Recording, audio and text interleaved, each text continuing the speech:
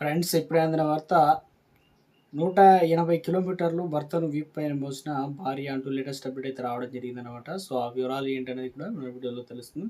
So, వీడియోని చివరి వరకు చూడండి అర్థమవుతుంది. మొదటిసారి ఛానల్ వస్తే తప్పకుండా సబ్స్క్రైబ్ చేసుకోండి. చూస్తున్నారు కానీ లైక్ చేయడం మర్చిపోతున్నారు. వెంటనే లైక్ చేయడానికి వెళ్ళిపోదామండి.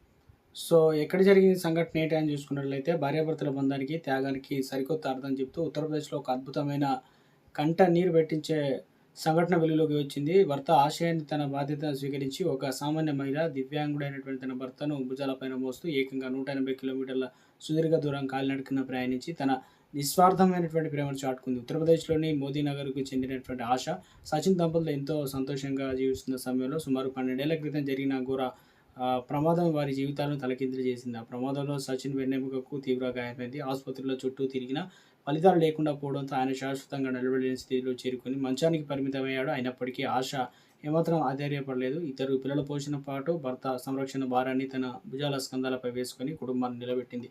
ఇక పరమ శిశువుని భక్తుడైనటువంటి సచిన్‌కు హరిద్వార్‌లోని పవిత్ర శివాలయాన్ని ధరించుకోవాలని కోరిక అయితే ఉండేది. భర్త ఆశను మనసులో మాటను గ్రహించిన ఆశ ఆయనను ఎలాగైనా హరిద్వార్ చేరుస్తానని మాట ఇచ్చింది. అన్నట్లుగానే భర్తను తన వెన్నెముక మోస్తూ సుదీర్ఘమైన కఠిన దారిలో 180 కిలోమీటర్ల కాలినడకన ప్రయాణించి హరిద్వార్ చేరుకుంది. ఇక ఈ దంపతుల అచంచలమైన విశ్వాసం, భార్య త్యాగాన్ని చూసిన మార్గమధ్యంలో ప్రజలు, భక్తులు నీరాజనాలు పలికారు. నిజమైన ప్రేమ, పట్టుదలకు ఈ సంఘటన ఒక నిలువెత్తు నిదర్శనమని